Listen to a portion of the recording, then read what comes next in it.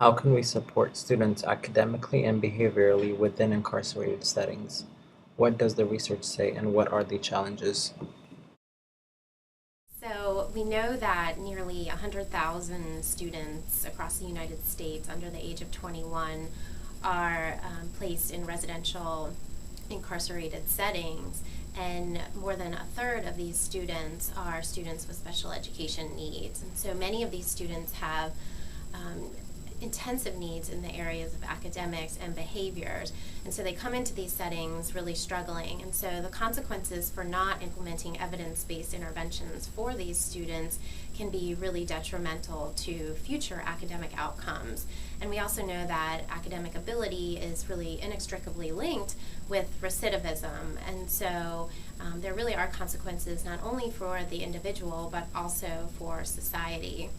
And so, although it's intuitive that the evidence base for effective interventions for students in the regular non-incarcerated setting would be applicable to the same students that are incarcerated, we actually have little evidence to support this, and we have little evidence to support what delivery of practices and implementation of these intervention practices are the most effective for these students.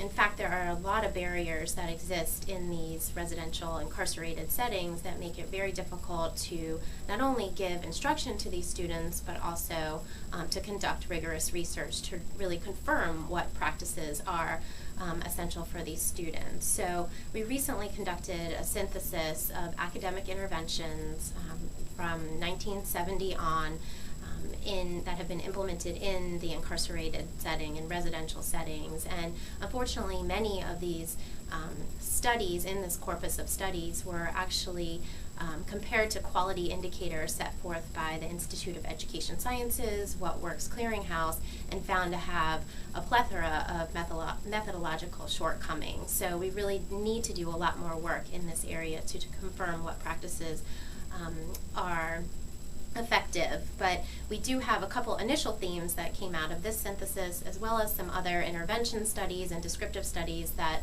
we have been doing, namely with my collaborator Deborah Reed at Florida State University. So the first thing that we really need to be cognizant of is that when students come into these settings, which there's a lot of mobility in and out of the settings, we really need to have some kind of screening system in place so that we can screen for a variety of different needs that they have, and then ultimately target their instructional and behavioral needs, and then have some kind of behavioral or progress monitoring system to monitor all of these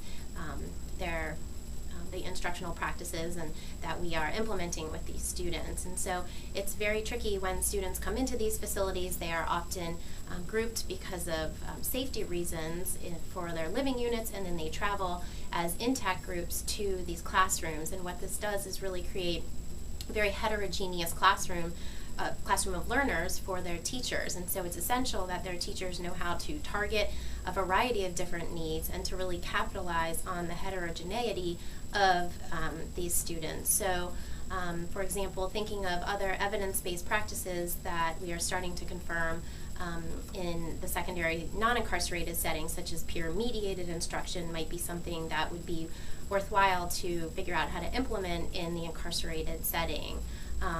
And typically the instruction in these settings is very much one-to-one instruction where kids are getting little feedback, little opportunities to respond, and so really capitalizing on some of these practices that will improve their outcomes would be ideal. We also want to think about ways to merge academic and behavioral interventions for these students.